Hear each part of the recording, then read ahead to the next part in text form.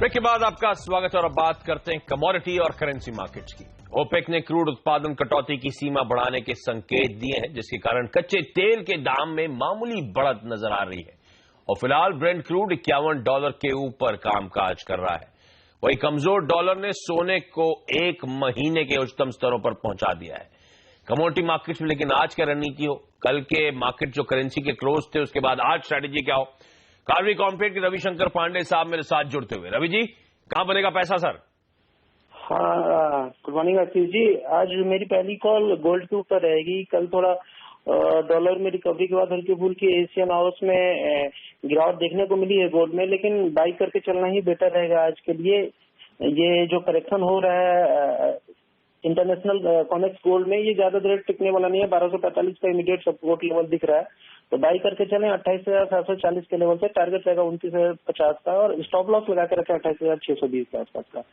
और दूसरी कॉल मेरी रहेगी क्रूड में आपने जैसे बताया प्रोडक्शन कट के एक्सटेंशन के संकेत मिल रहे हैं और इधर लीबिया से भी सप्लाई डिस्ट्रप्शन की खबरें आ रही हैं, तो बाई करके चलना ही बेटर रहेगा 3140 के लेवल से और टारगेट 3220 का लगा के रखें। स्टॉप लॉस 3100 का लगा के। अच्छी बात, इक्विटीज में भी सब खरीदारी करने के मौके ढूंढ रहे हैं और कमोडिटी मार्केट्स में भी पांडे जी मानते हैं खरीदारी करके चले। सोने में उछाल देखने को मिलेगा, जिस तरह से डॉलर ठंडा पड़ा है, जिस तरह से ट्रम्प पॉलिसीज को लेकर कंसर्न्स हैं, मोमेंटम इंटैक्ट है और 29,050 तक के टारगेट सोने में। और आपकी स्क्रीन पे एक कच्चा तेल चलता हुआ, जो ओपेक नॉन ओपेक कह रहे हैं कि प्रोडक्शन कट की समय सीमा जो थी उसे एक्सटेंड करा जा सकता है, वो थोड़ा सा पॉजिटिव है, खबरें पॉजिटिव है। इसीलिए कच्चे तेल में भी बाय 3220 के लक्ष्य के लिए। ये थी कमोडिटी बाजार की आज की टॉप स्ट्रैटेजीज।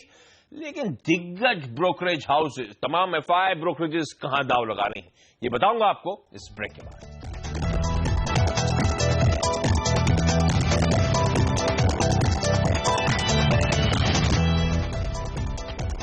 ब्रेक के बाद आपका स्वागत है और तमाम दिग्गज ब्रोकरेज हाउसेस की नजर किन शेयरों पर है। सहयोगी सोनम मेहता जुड़ती हुई। सोनम, हाय, गुड मॉर्निंग, बताएं। गुड मॉर्निंग आशीष। आज दो रिपोर्ट्स पे नजर है। सबसे पहले एबीबी इंडिया पे जेपी मॉर्गन की रिपोर्ट आई है। अपने अंडरवेट की रेटिंग तो बरकरार रखे है, लेकिन लक्ष्य को बढ़ा दिया है। 890 से अब लक्ष्य को 930 का कर दिया है। मौजूदा भाव से अब भी 20% का डाउनसाइड दिखाई दे रहा है। वो फिलहाल सीमेंस इंडिया के मुकाबले एबीबी इंडिया को प्रेफर कर रहे हैं। उनका मानना है कि एबीबी का ऑर्डर बुक सीमेंस इंडिया से अब बेहतर हो गया है और सेक्टर में जितनी भी ग्रोथ अपॉर्चुनिटीज आएगी उसको केटर करने के लिए या फिर एड्रेस करने के लिए एबीबी एक बेहतर पोजीशन में है। आईटी सर्विसेज पर सीएलएसए की रिपोर्ट आई है। उनका मानना है मार्च क्वार्टर बेहद ही मजबूत रहने वाली है। एचसीएल, टीसीएस उनके टॉप बाइज है।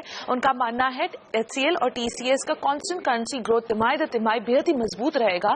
वही इन्फोसिस और टेक महिंद्रा का कमजोर रहने वाला है, जहां पे एचसीएल टेक नियर टर्म में आउटपरफॉर्म करता हुआ दिखाई देगा, जहां पर स्ट्रॉन्ग मोमेंटम और एक्विजिशंस का कंपनी को फायदा मिलेगा।